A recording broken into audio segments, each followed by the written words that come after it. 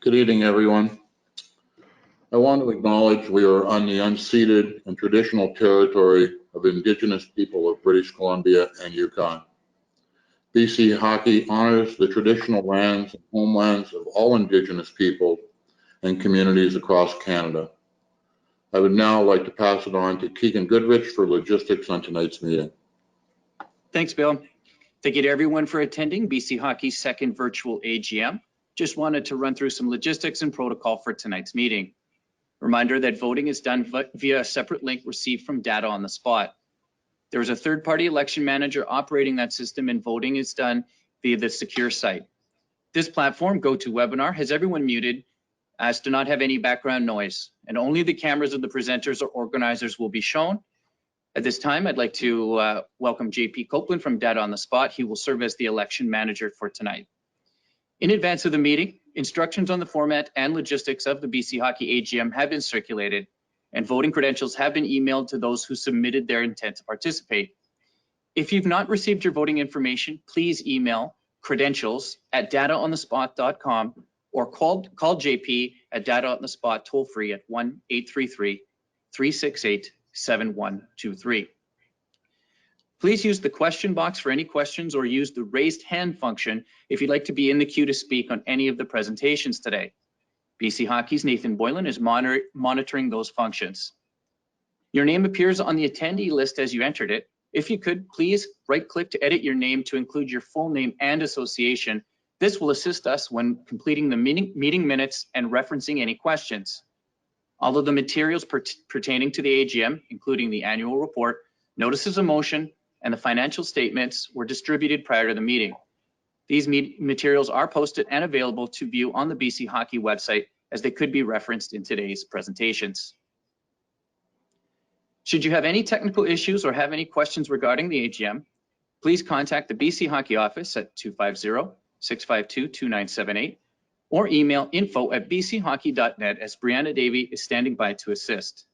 At this time, I'm going to pass it back to BC Hockey Chair of the Board, Bill Greene, to start the meeting. Bill.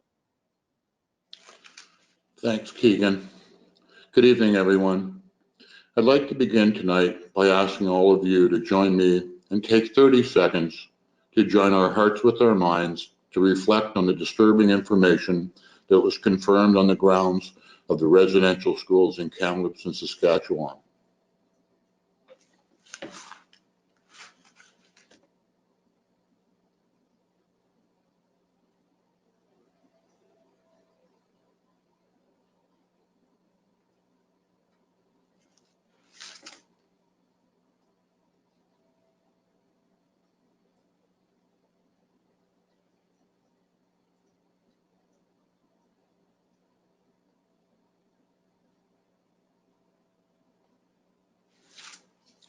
Thank you. Our thoughts are with the Indigenous people of BC and Yukon who continue to share their homelands with us to play our game. As we navigate through this troubling time in our history, we would ask that everyone reach out and share our feelings of support to all Indigenous people in our branch, while sincerely doing what we can to provide a new chapter of inclusion around our great game. Hockey must never have boundaries based on ethnic origin, religious beliefs, or cultural background. Hockey in the new BC Hockey is open to everyone. The new BC Hockey has no tolerance for any type of racism, no matter how subtle. And again, I ask you to join me in welcoming everyone wishing to join our great organization. Please join me in this, my final year as your board chair, in making sure that we make it known to everyone that hockey is part of the Canadian fabric and it plays a pivotal role in what it means to be a Canadian. I would like to welcome all the new and returning elected people in our game, as many of you have recently held your own AGMs. I hope everyone is doing well as can be expected in these difficult times. The year ahead currently appears to be the one that will see us return to the new normal after being in a battle with our toughest opponent to date, COVID-19. We have done excellent in recovering from the big hit we took a little over a year ago from the pandemic that has changed the world forever. With the world opening back up after this awful pandemic, we have much more work to do. I must again thank Dr. Bonnie Henry and Premier Horgan for all the heavy lifting they have done to help us stay safe and get us to where we are today, planning for a full return to hockey in the near future. The new normal allows us again to look at the future of the game that we all love so much. Much of our fight has been handled by all of you in the name of the thousands of kids who love to play our game. The volunteers in the new BC Hockey are second to none anywhere in Canada. I have watched closely how other branches have fared in other parts of Canada, and none have done as well as we have. I can only attribute this to the BC Hockey members working together as we asked from all of you a little over a year ago.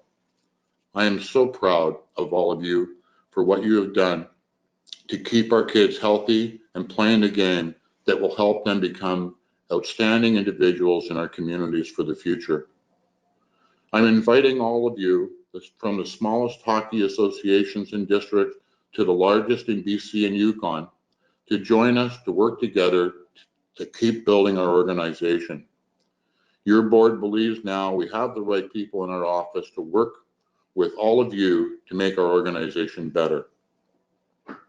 Our selection of Cam Hope as our new CEO was no mistake. The board felt Cam was the right fit for our organization and had the right tools to work in tandem with the board to help guide us into the future. I now need to take a moment to reflect on the journey we went through to find Cam. I cannot speak about where we are at without acknowledging the incredible hard work of Jeremy Ainsworth, Jennifer Cheeseman, and Julie Dobell, who worked tirelessly to keep our organization moving forward until we selected our new CEO. A special thank you to these three for being there and working with us to keep the organization strong. I want to take a second to congratulate all of our award winners who are amazing volunteers in BC Hockey. I want to congratulate Leanne Smith, the recipient of the Life Members Award, who has dedicated herself to the game of hockey in all of the 3 provinces she has lived in. Thank you, Leanne, for your incredible dedication and commitment to the game and the youth of our country. I also want to congratulate Harold Blumenthal, president of Juan de Fuca Minor Hockey Association, on being the recipient of the 2021 Chair of the Board Award. Harold, fortunately for us, does not know the word no. He has led by example, and he has always put the kids first. The good people of Juan de Fuca have learned that they can count on him to represent them with respect and humility. Harold, congratulations again, and I look forward to working with you as we have in the past and as I know we can in the future. You are most deserving of this recognition, and again, I'm delighted to have the opportunity to acknowledge your outstanding work. Finally, I'm so proud to congratulate Lori Wishart of the Capital Region Female Minor Hockey Association with the most prestigious award in our branch. Lori, it is my pleasure to present you with the BC Hockey Diamond Stick Award. This award is given for outstanding service to hockey in British Columbia. Lori has dedicated herself to all aspects of hockey for many, many years, and we have been so fortunate to have her as part of our BC Hockey family. Lori, thank you again for all you have done and continue to do for our game, and again, congratulations. You are a most deserving recipient of the BC Hockey Diamond Stick Award. Again, congratulations to all the award winners, and I can't wait to get a chance to meet with you in person as soon as we can. This season, one of our primary focuses will be on developing and growing the female game. I will be assigning a board member to lead and execute on a plan to ensure more attention is directed at increasing the profile of female hockey in BC Hockey. For too long, this has been a topic that has been talked about and not enough action, not only here in BC, but everywhere across the country. This will be different in BC Hockey this season. As I've said to you in previous addresses, there is nothing more important to the board than the local game. I, with the board, believe minor hockey associations must get the help they need from our office and the BC Hockey Board of Directors to ensure the opportunities exist to help the many volunteers who service the game in all corners of BC hockey. I want to encourage all minor hockey associations to reach out to our office staff if you are in need of any help. We have a collection of subject matter experts in our office, and they are there to help all of you.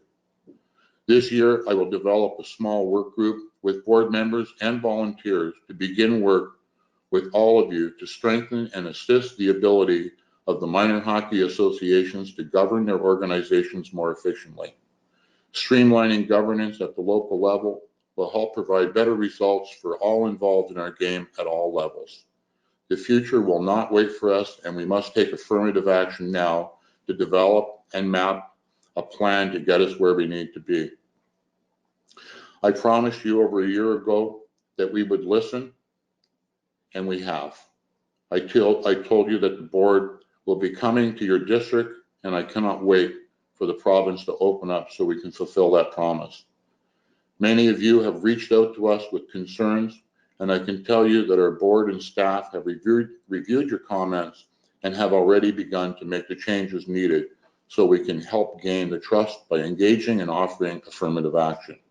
Again, let me be clear, you are never alone, and we believe we are in this together for all the kids in all areas of British Columbia.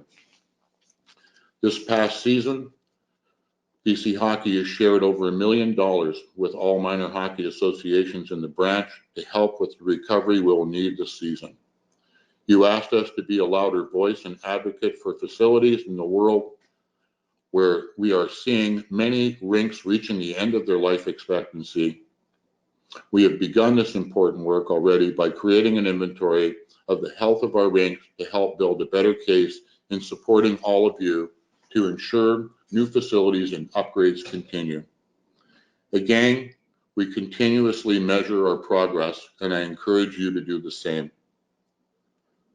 I asked you in the spring, and I will ask you again, to support our junior hockey leagues throughout our branch. They provide an important opportunity to help members of our branch continue their aspirations to play at a higher level. They need our help, so let's get out and support our kids as they continue to romance the puck at the junior level. In closing, I want to thank you again for your continued support, especially as I begin my final year as your chair of the board of this truly outstanding organization.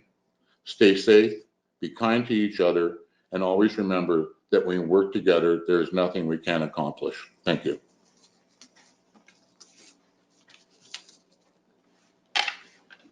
I'd like to now recognize the life members and builders attending the meeting tonight. I want to thank them for being with us, and we certainly appreciate their presence here. I'd like to thank our board of directors for a great year of service, and I'd like to recognize each individual for their service to BC Hockey over the course of the 2020-2021 hockey season. Chuck Campbell, Anita Cote, Andrew Jacobite, Melanie Jew, John McMillan, Neil McNabb, Stephanie White, and Grant Zimmerman. At this time, I'd like to pass it to the BC Hockey Chief Executive Officer, Cam Hope. Cam?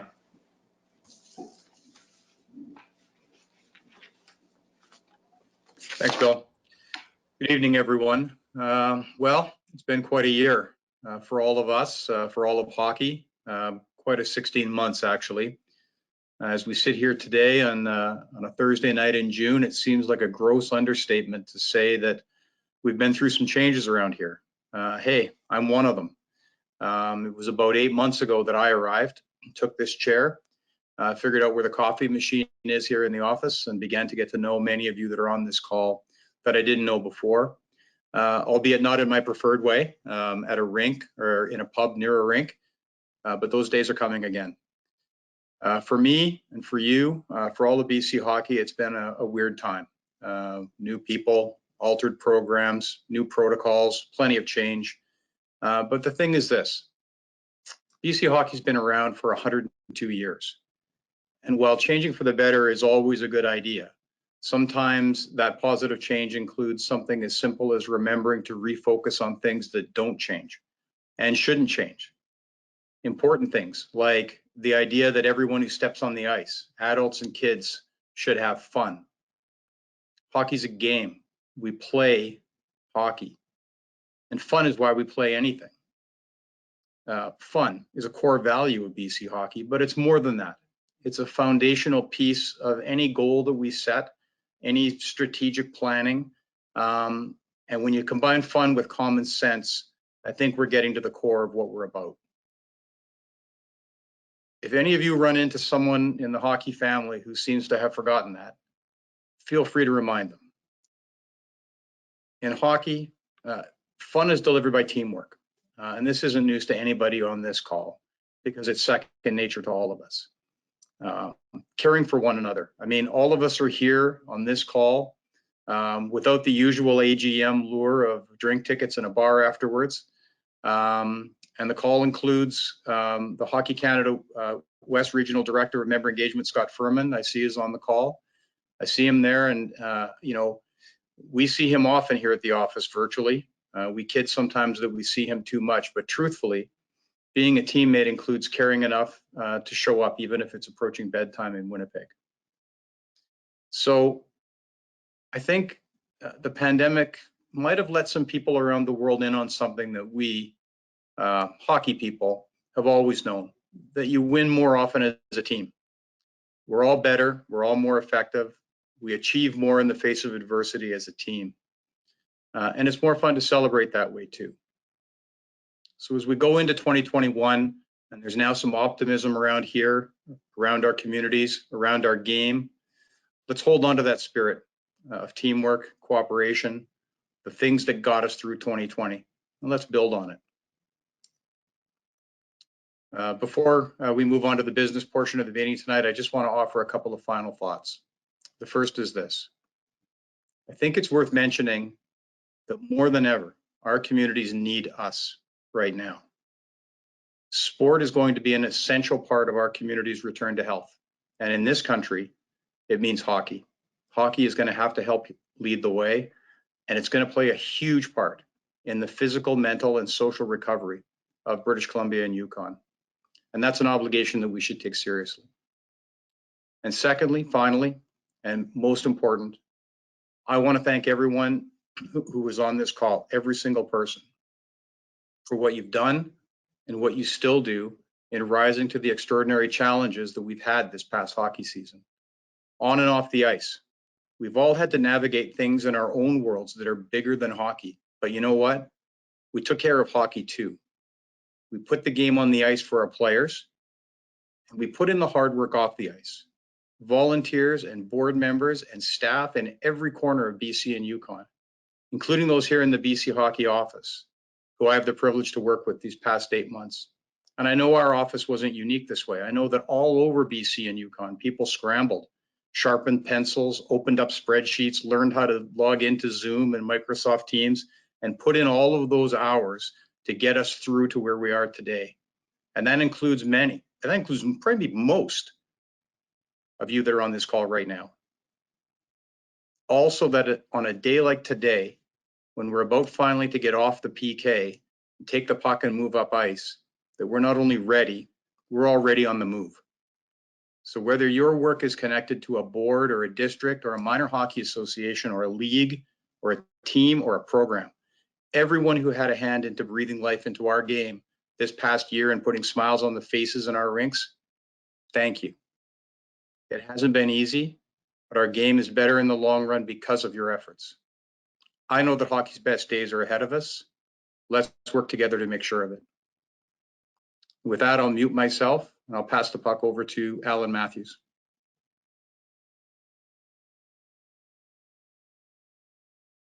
Thank you, Cam. The Credentials Committee report is that we have present or represented by proxy the following. Minor hockey associations and their carded teams, 318 votes. District associations and their leagues, 50 votes. Junior leagues and their teams, 22 votes. And the board of directors, 9 votes, for a total of 399 eligible votes for any motion that is presented tonight. A reminder, the chair does not vote unless there is a tied vote. I can confirm that the number of eligible votes does constitute a quorum for this annual general meeting. We need to adopt the Credential Committee Group Report as presented. I will ask for a mover and seconder to adopt the report as presented. Please hit the raise hand button to accept and second the motion of the Credential Committee Report. Nathan Boylan, please advise who the mover and seconder are. Thank you. The mover is Samantha Borrowcliff, and the seconder is Stuart Fritzl. Thank you. And with the staff member responsible for voting, please instruct the eligible voters on how to vote on this motion.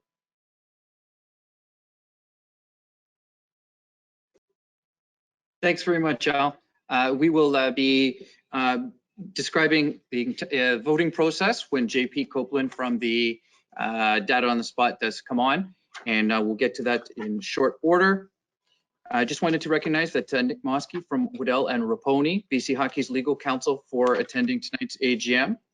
And before we do get to the votes at this time, I'd just like to introduce Chuck Campbell, who's the chair of the Finance Committee and BC Hockey Director, to say a few words. Chuck.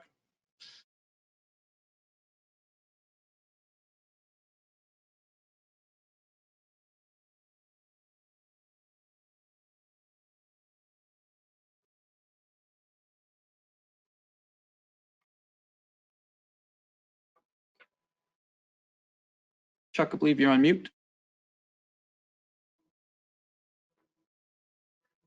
Yep. Okay, I'd like to express my thanks to the members of BC Hockey's Finance Committee for all of their hard work and support during the year. The committee consisted of myself, John McMillan as Vice Chair, and Neil McNabb, both of them being from the Board of Directors, and Doug Arnett, who is a CPA but not a member of the board, but has been on the committee. I'd like to thank them very much for their hard work during the year. This has been an unusual year, as you know, because of all of the challenges that we had with COVID, and their work has been necessary and important for BC Hockey. I'd also like to express all of our thanks to Jen CHEESEMAN, CPA, who is our Chief Financial Officer. The board made the decision a couple of years ago, or BC Hockey made the decision a couple of years ago, to hire a CPA as our Chief Financial Officer, and certainly that turned out to be very timely in view of all of the challenges that we faced with the COVID situation in the last year. And finally, I'd like to thank Wiseman and Mills, who once again performed the audit of the financial statements of BC Hockey. Just a very brief comment on the financial statements before I introduce Jen, who will be going over them. We have been fortunate in BC Hockey, not only in the ways that Bill mentioned, but also on the financial side, in our ability to cope with the situations of the last year. We're the envy of not only the other branches of Hockey Canada, but also a number of other provincial sport organizations with their ability to do that. This is a combination of three things, I think, that have put us in the position that we're in. One of them is that we came into the year in a strong financial position, and that made it easier than it otherwise would have been for us to weather the storms of the last year. The second thing is that we're built on a structure that matches revenue and expenses on most of our programs. This is the wish of the membership, and it's carried out by the budgeting process and by the actions that your finance committee and board take. But most of the programs that we have, especially the elite programs, are designed to ensure that they are not subsidized by the players who are playing at lower levels, other levels of hockey within the organization. And so when, as a result of COVID, we had to cancel a good number of the programs that we would have run, we were taking out the same amount of revenue as we were taking out of expenses. And the result was that there was very little change in the bottom line of the budget, the results. And the final thing that we did, which made a big difference, is that relatively early in the overall timeline of what happened with COVID, the board made the difficult decision that we had to reduce the scale of our operations and reduce our overheads and cut our costs. And as a result, we did more drastic reductions in staff numbers at an earlier stage than many organizations did. And although that's a hard thing to do, it's also not in your interest as members of BC Hockey that the money that you're paying is going to pay people who have no job to do because there are no programs that are running. So as a consequence, we reduced our staff early and quite drastically, and that reduced our overhead costs very considerably. So as Jen will explain, we had a good year, all things considered financially, given what we went through. And as you know, we were able to turn some of that back to the minor hockey associations in the province, some through a rebate on your registration fees for the year, 50% rebate, and some that will be going to the referees and lines people, the officials, in the form of a reduction in their registration fees and a reduction in their course costs for the following year. I'd now like to introduce Jen Cheeseman, who is our Chief Financial Officer, and she will take you through the audited financial statements for the year just ended. Jen? All right, thank you, Chuck. Before getting started, I'd just like to acknowledge that our auditor is in attendance today. So Murray Wiseman is here from his firm, Wiseman & Mills. Thank you, Murray, for being here. The financial report today will cover the year-end audited financial statements as of March 31st, 2021. So Wiseman & Mills completed this audit this year, and they provided an unqualified or clean audit report. So their opinion was that the financial statements presented fairly in all material respects the financial position of BC Hockey at March 31st, 2021. So that's a good thing, and that's what you want to have happen when you have an audit completed. So this graph presented here shows our budgeted revenue, expenses, and deficit in blue, and the actual revenue, expenses, and surplus in white. So 2020-2021 year was unique due to COVID-19, and it resulted in a surplus of $57,000, which is a $415,000 difference from our budgeted deficit of $358,000. So the year saw multiple changes to the public health order, ranging from total shutdown to game playing cohorts, and then to no competition or contact, so practice only. Despite the restrictions, we and our members adapted programming in a way that allowed players to remain on the ice, and for many of our programs to be operational, keeping most revenue avenues open. COVID-19 brought nearly all travel to a halt. This resulted in a significant decrease in our costs, the cancellation of our in-person AGM, moving to online deliveries of our coaching and officiating programs, and reducing our staff at the start of the pandemic has also helped significantly reduce our expenses. We also saw revenues for COVID relief, so $422,000 of wage subsidy and $78,000 of heritage funding. So as Chuck had mentioned, the board acted quickly at the start of the pandemic and made a decision to reduce staff to an essential team, as well as make a leadership change in the CEO position. Although severances had to be paid, this significantly reduced our overall wage cost for the year. Overall wage and benefit expense decreased by $745,000 in comparison to the prior year. We let go 22 staff members in the spring of 2020, and by year end had 14 remaining staff members. The board approved a refund of 50% of our participant assessment fees, including the insurance portion collected from Hockey Canada. This led to an overall membership fee revenue decrease from the prior year of $1.4 million and an offer of refunds or credits of $1.1 million to our members. Overall membership numbers for the 2020-2021 season were 49,545, which is 12% lower than last season. All of this we feel is attributed to COVID-19. The board approved a $74 credit towards programming fees of the coming season for every official that paid for a clinic and a participant assessment fee during the 2020-2021 year, and a $50 credit for officials who paid for a clinic but did not pay the participant assessment fee. This credit is to be used for the upcoming season, and it has been deferred at March 31st, 2021, in the amount of $210,000. This credit will provide incentive for officials to return next season, and it has reduced the current year revenue of our officiating program by $210,000. So here is the statement of financial position. This can be found on page 5 of the financial statements. I will note on large variances in comparison to the prior year. Accounts receivable has decreased by $606,000. This corresponds with overall decrease in revenues. As well, last year, the pandemic had hit just 2 weeks prior to year end, and most payments just stopped coming in as everyone was holding cash. Prepaid expenses has increased by $539,000. This amount is made up of our AAA League program that ran until April 2021. There is corresponding AAA League deferred revenue. The program would normally be completed by year end, but due to COVID, we extended the length as players wanted more ice time for practice. This is relating to the timing of this program and the actual date of our year end. Note that last year's prepaid expenses were unusually low as we did not purchase anything after the pandemic hit, and we were not able to operate any camps in April of 2020.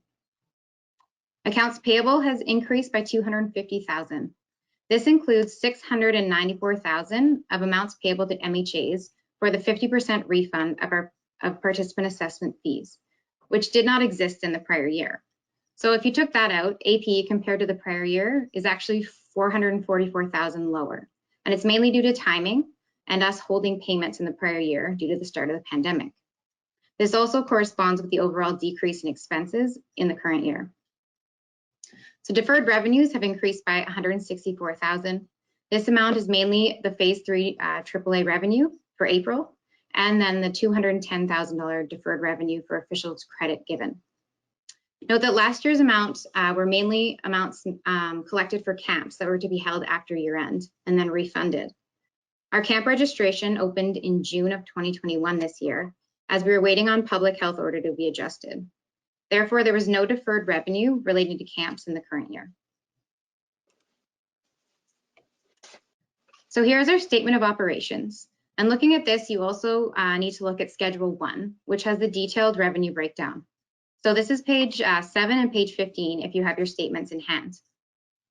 So our programs run on a break-even basis. So if you see an increase or decrease in revenue, you'll also see a corresponding increase or decrease in expenses.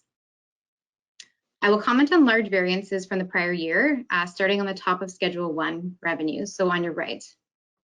So overall revenues decreased by 39% compared to the prior year. Annual Congress was held virtually, so no revenue, and only a small expense paid to run the virtual platform.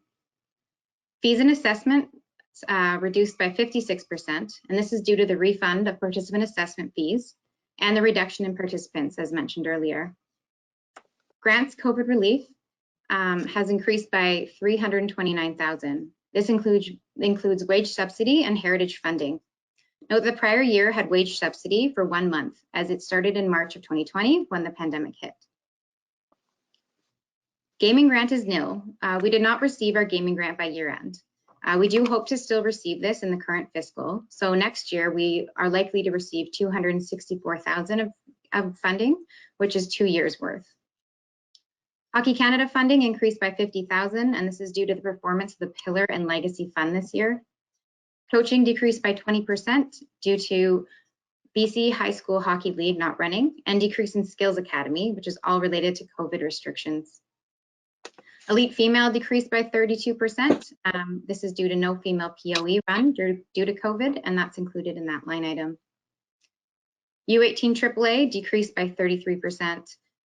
This is due to COVID restricting travel, so therefore we could charge less with no travel costs to cover. Mentorship decreased by 50%, all relating to COVID. Officiating was 80% decrease due to summer school officiating program not being able to be run. We saw a 30% decrease in officials registered, and then we offered that credit to officials who were there, and that reduced revenue by $210,000. Player development, program of excellence, and tournament revenues are all nil. They did not operate because of COVID. Regional Center pilot project, the memo of understanding ended May 31st, 2020 and was not renewed. Zone AA, the majority of our AA programming was operated at the district level this year. This led to a decrease in revenue and expenses of $1 million compared to the prior year. So now looking at the statement of operations on your left, looking at the expenses, I'm going to comment on items that do not have a corresponding revenue line item. So committees, travels, and meetings has decreased by 88%. This is due to no travel due to COVID. Hockey Canada assessments has decreased by 78%. Hockey Canada reduced their fee by 50% and then offered us a 50% refund on that. Hockey Canada insurance decreased by 56%, corresponds to our decrease in membership fees. Marketing and merch decreased by 89%, and this was due to no events run and no annual contribution to the Connects Fund. Championships and para hockey did not operate due to COVID. So this pie chart is a breakdown of our revenues, so Schedule 1, just to give you a visual of what our revenues are made up of. So 58% being our AAA leagues, 16% membership fees, 7% COVID relief funding, 5% coaching, and the remaining 14% allocated from various avenues. So this concludes our financial report for the year, and just wondering if there are any questions.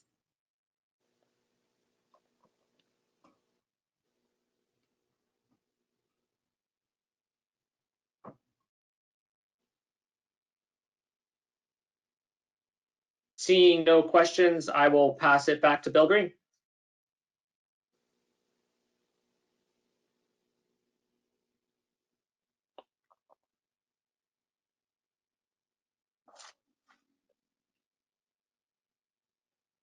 I think you're muted there, Bill.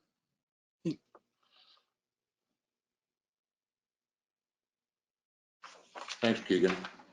At this time, I'm establishing that we have reached quorum for the AGM. Before moving to the resolutions, I'd like to bring forward the following motions. These motions have been pre-moved and seconded by members. As per bylaw 908, I would now ask for a motion to approve the 2020-2021 audited financial statement. Moved by Chuck Gallagher of Omaha, seconded by Rick Grant of the Pacific Coast Amateur Hockey Association. Under bylaw 903, I would ask to appoint Wiseman and Mills as the auditors for BC Hockey for the 2021 and 2022 season. Moved by Allan Bristow of North Central, seconded by Lee Holland of Northwest District. The minutes from the 101st Annual General Meeting have been circulated. I will now ask for a mover and seconder to adopt the 101st AGM minutes as circulated. Moved by Rick Grant, Pacific Coast Amateur Hockey, seconded by Allan Bristow, North Central. Can I have a mover and seconder for the adoption of the coordinator and director reports from the 2020-2021 annual report? This was moved by Lee Holland from the Northwest District and seconded by Chuck Gallagher of Okanagan Mainline. Under the requirement of the New Societies Act, I would ask for a mover and seconder that the Board of Directors' activities be ratified. This was moved by Rick Grant, Pacific Coast Amateur Hockey Association, seconded by Allan Bristow from the North Central. Are there any questions regarding the aforementioned motions?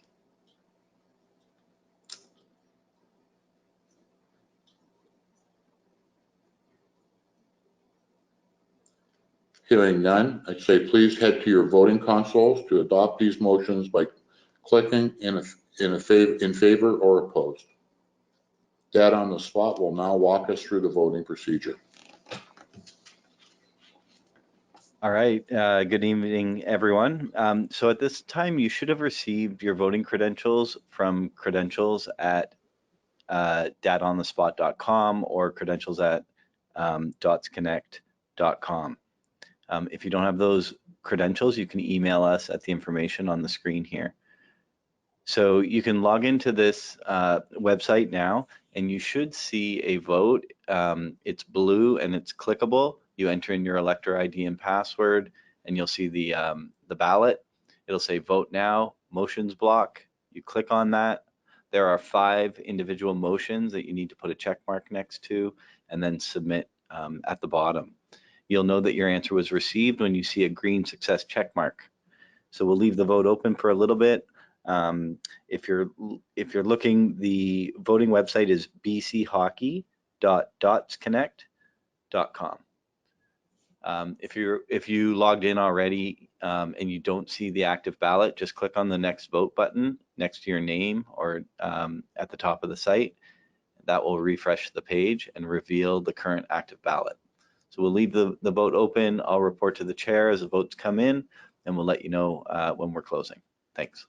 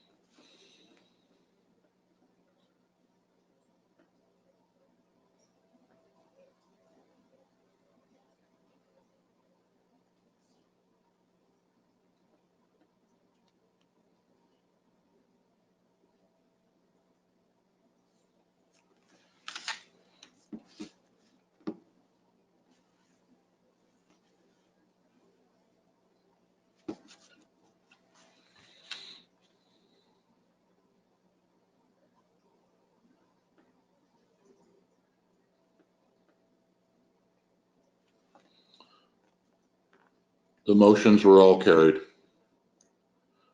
We will now begin the resolution portion of today's business. Grant Zimmerman will serve as your resolutions chair this afternoon. Grant? Thank you, Bill. Before we deal with the resolutions, I do want to thank all of the people that participate in putting the resolutions together. Of course, the board members and staff, and most importantly, in my opinion, the members of the governance committee. And that includes my co-chair, Vice Chair Bill Ennis, and then the members Brad Keelman, Lawrence Smith, Michael Marson, and Lynn Kang. And of course, Anita Cote, our board member, served in a non-voting ex officio capacity. And we certainly had a lot of support from Julie Dobell of staff and Cam Hope, our CEO. And so a big thank you to all those people. It is a lot of work and effort to put these together. So again, a big shout out to everybody. When everyone should have received the notice containing all the motions some time ago in accordance with our requirements. As part of the package that everyone received. I do want to just remind everybody there is a resolution submission procedure, so that if any member wants to put forward a resolution for next year or the following year, that resolution submission procedure is part of the package that is included with the notice of motions. And you'll find that on BC Hockey's website under the annual Congress, the AGM. In addition to the resolution submission procedure, everyone will also notice that there is an annual general meeting and special general meeting procedures policy. And that policy is intended to govern the process for approving the resolutions at all of our general meetings. So having said that, I'd like to move forward to consideration of the resolutions. And we have 7 resolutions being put forward this year. We have gone out and asked for and obtained movers and seconders for each of the 7 resolutions. And you'll see that on the screen in front of you. Now, one thing we like to do in order to see if we can expedite the process is to see if the membership, if anyone wants to make a motion to vote all of the resolutions on a block basis, to see if we would like to do it all at once. So I'll open it up to the floor to see if anyone would like to put that forward. Okay, Chuck Campbell. Chuck Campbell is moving to vote the resolutions on a block basis. And do we have a seconder for that motion? And so Neil McNabb has seconded the motion. So what we'd like to do at this time is, again, so open it up and to see if any of our members would like to oppose that and have any of the specific resolutions that are included in the package that you see on the screen broken out from the block and dealt with separately. If there's no opposition, what we'll end up doing is just proceeding and voting on all of the resolutions as a block, so that we would just vote on the entirety of the resolutions as a package. So I'll open it up to the floor to see if there's any opposition and whether any of our members would like to break out any of those resolutions and deal with them separately on an individual basis. So we'll give everybody an opportunity just to review and see if anyone is opposed.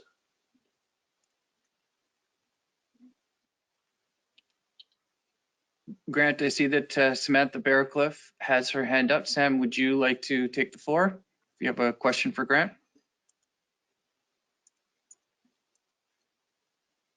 You have the floor, Samantha. Hi, no, that was to raise my hand to second the previous motion. Sorry. Okay, thank you. Appreciate that.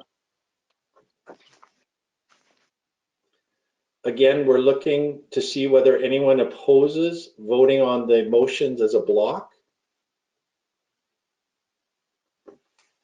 So again, just give everybody an opportunity to have a look through it. We don't want to rush this. If anyone is opposed to voting it as a block, please raise your hand or put forward notice. And we will make sure that your opposition is noted and we can deal with such resolutions on an individual basis.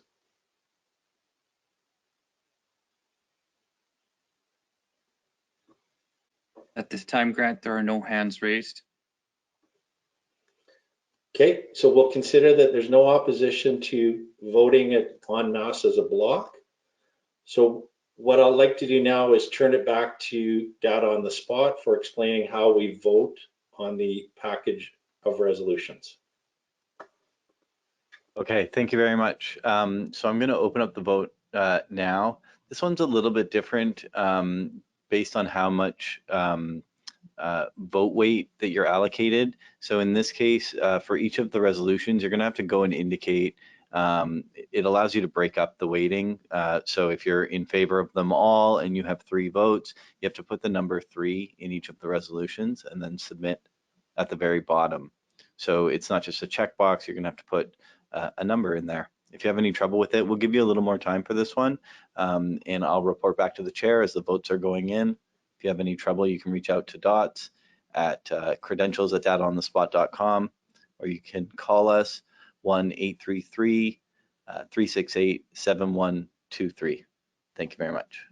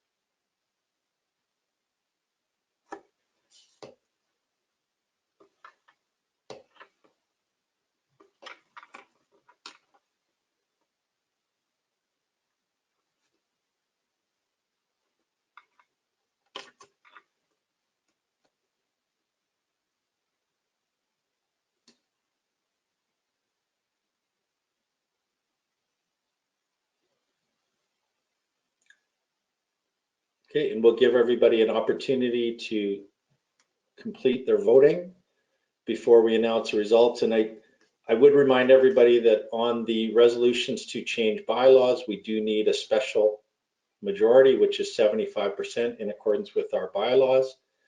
And for any of the resolutions that amend regulations, it's a simple majority. But for the purposes of this, I'm expecting that we'll see the special majority survive for all.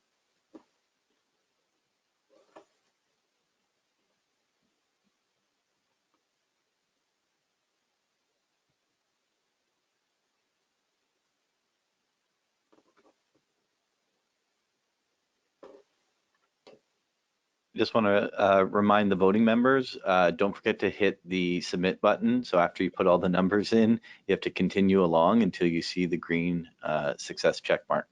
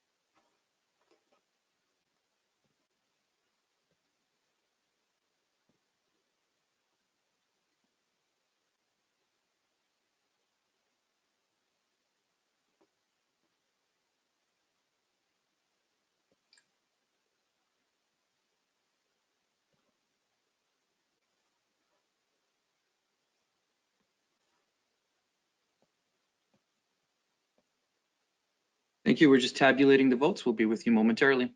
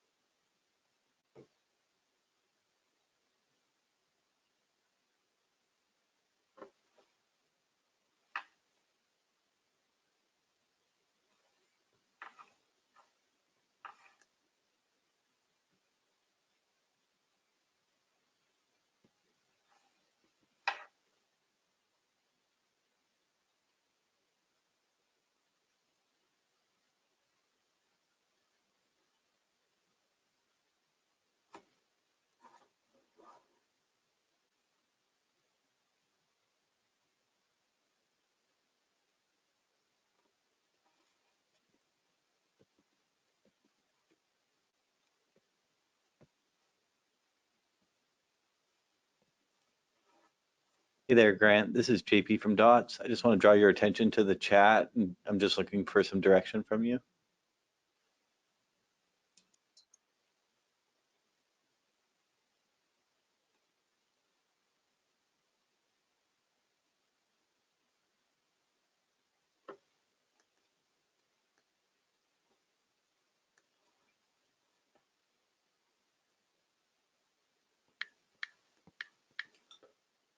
Okay, so JP, just to confirm, it looks to me like we had 116 out of 185 electors that voted on the ballot.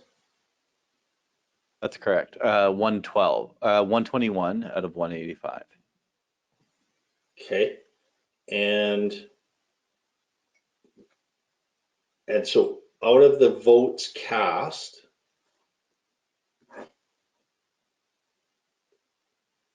Would you like to see the results? I can give you the individual breakdown. sure. I think what I'm seeing here is that 258 of the 401. Which is the weighted votes. Yes.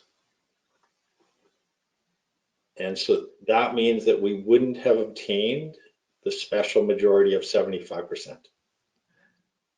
So if that's what the, if you need it out of the total eligible ballots to be 75%, we haven't made it yet. But if it's the result needs to be 75%, then I think we're fine. I was looking for direction just on whether to close the vote. Okay, well, maybe we'll leave it open for just a couple more minutes to make sure that Everyone's had a chance. Yeah, that everyone who has eligible votes cast those votes now. Okay, excellent. I'll let you know when it's stopped and when I'm ready to present the results to you. Thank you.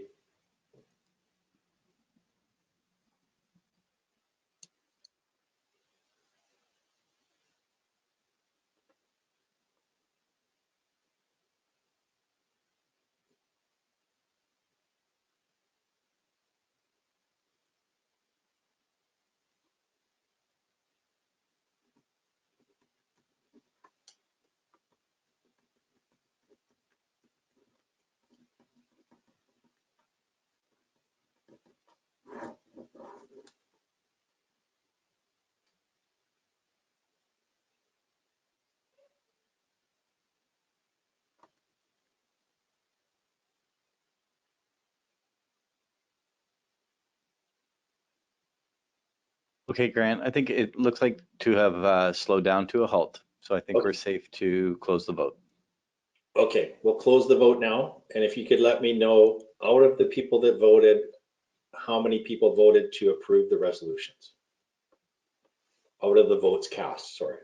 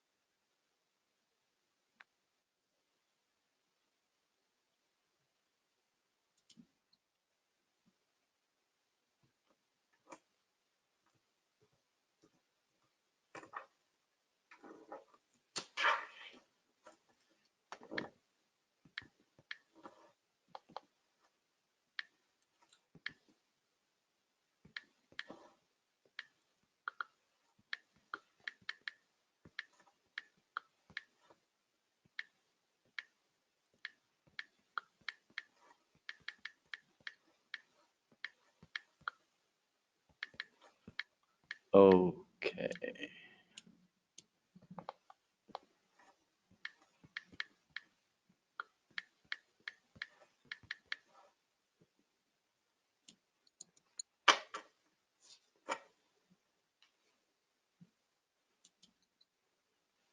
Okay, sorry, they're coming. I was just trying to get them in a way that I could send them here to you neatly.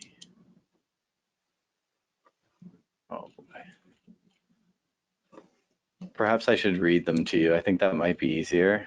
Yes. I'll give you all the stats. Okay, so resolution 1, we have 263 votes in favor, 0 opposed. Resolution number 2, we have 251 votes in favor, 12 votes opposed. Resolution 3, 253 votes in favor, 10 votes opposed. Resolution 4, 258 votes in favor, 5 votes opposed. Resolution 5, 263 votes in favor, 0 votes opposed. Resolution 6, 239 votes in favor, 24 votes opposed. Resolution 7, 263 votes in favor, 0 votes opposed. Okay, thank you, JP. So that means that all of the motions are carried by a strong majority, definitely over the 75% that's required. So I'll now turn it back to Bill for the rest of the meeting. Thanks, everybody, and appreciate your confidence in the board and the governance committee.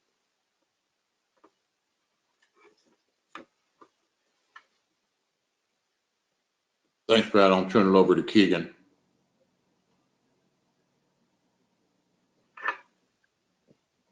At this time, I just wanted to welcome Randy Henderson, the co-chair of the nominating committee, to speak on elections. Randy, over to you. Thanks, Keegan. I appreciate that. It was a real pleasure to come back to BC Hockey to serve as your nominating committee chair along with Bill Ennis. And we have our report. I'd like to thank the committee members who included Chuck Gallagher of Omaha, Bruce Hamilton from the Kelowna Rockets, Lynn Kang from Pacific Coast, and Glennis Vinberg from Prince George Minor Hockey. The committee met by video conference during the months of February, March, April, and May. Committee meetings allowed the committee members to become comfortable with the process and the role they were expected to fulfill.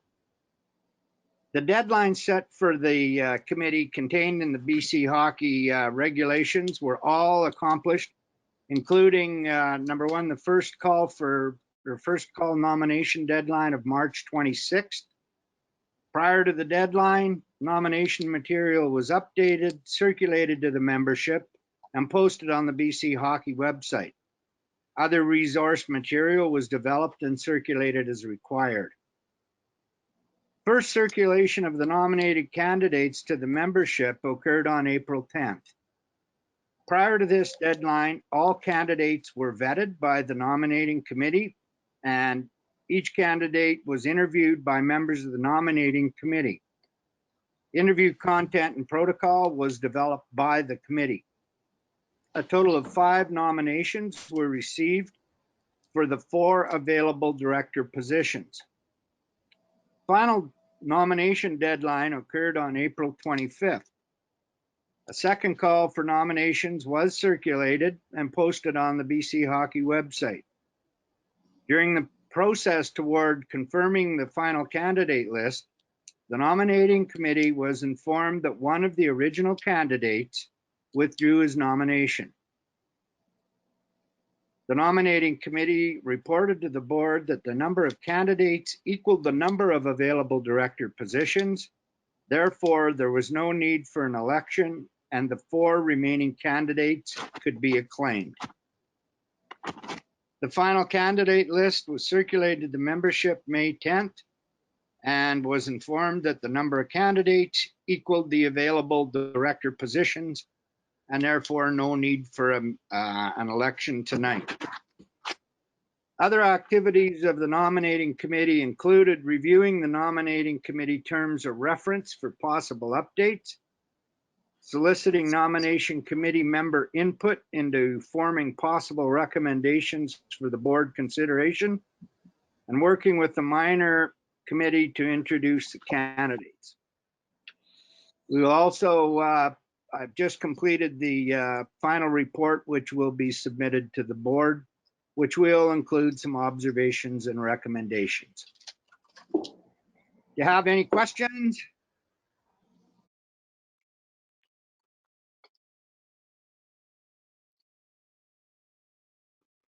Here's no questions, Randy. Okay, normally I would be getting ready to direct you to Jeremy standing beside the door to give you some drink tickets, but such is not the case, so I'll hand it back to you, Mr. Greene. Thank you very much, Mr. Chair. Thank you, Randy, for your good work for BC Hockey Gang, and I guess I can say quite comfortably, welcome home. We're now at a time when we want to spend a few minutes, and I want to take an opportunity to thank Grant Zimmerman for his service, and he is an outgoing board member. I sat down many times over the past couple of weeks and tried to write something to talk a little bit about Grant and talk about the impact and the type of individual he is. And every time I did, I found myself just staring at the paper, and I couldn't put down on paper the words that I felt that depict Grant's character. I have had the pleasure of working with Grant the entire time I've been on the board as a director and as a chair. I want you to know that he has been an absolute incredible board member who engaged in all activities of the board. Grant was always so thoughtful about so many aspects. We benefited by his strength and legal background, and from being a lawyer, he helped us get a lot of places that we needed to get to. He helped fuel the conversations so many times, and I can't tell you how much I will miss having Grant on the board with us. But I want you to know that it has been an absolute pleasure to work with Grant, and we will miss him, but I know where he lives, and I have his phone numbers, and I can assure everybody on the membership that we haven't seen the last of Grant. And Grant, it has been an absolute pleasure to get to know you, and an absolute honor to have served with you as a board member of this absolutely incredible organization. So from the bottom of my heart, and I'm sure I speak for all the members, we thank you for your outstanding service, and we're not going to let you get away that easy.